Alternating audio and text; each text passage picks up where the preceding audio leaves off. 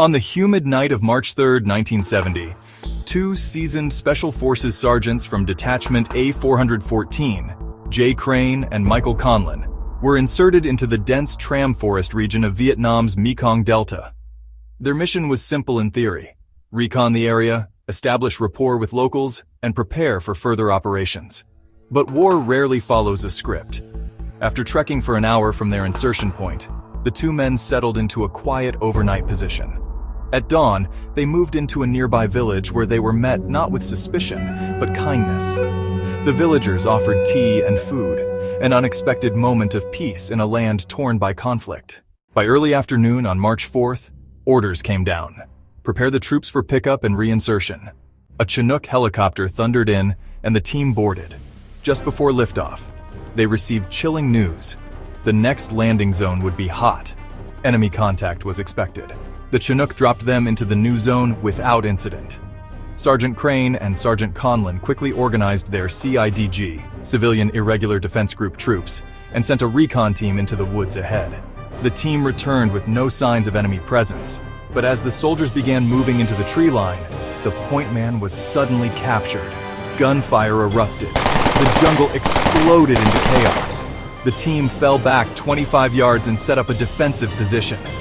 Enemy fire was relentless. CIDG casualties mounted. Two wounded soldiers lay exposed, vulnerable to the barrage. Without hesitation, Sergeant Conlon sprinted through the gunfire to rescue them.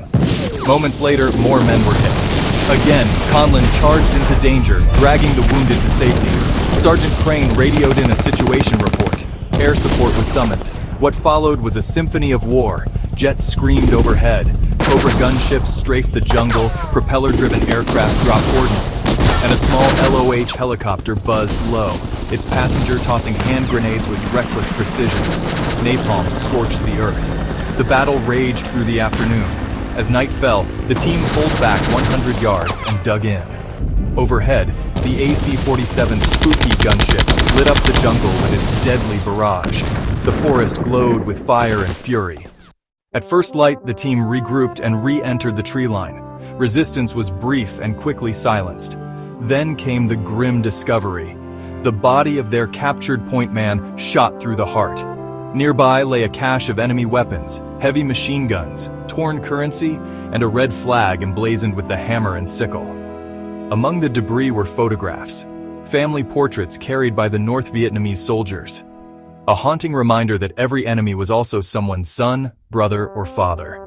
Their small 25-man unit had collided with a much larger North Vietnamese force and held their ground. For his extraordinary bravery, Sergeant Michael Conlon was awarded the Bronze Star Medal for Heroism. His actions that day reflected the highest traditions of military service and brought great honor to himself, the Special Forces, and the United States Army. Sergeant Conlon was later awarded the Purple Heart Medal for wounds received in a separate action.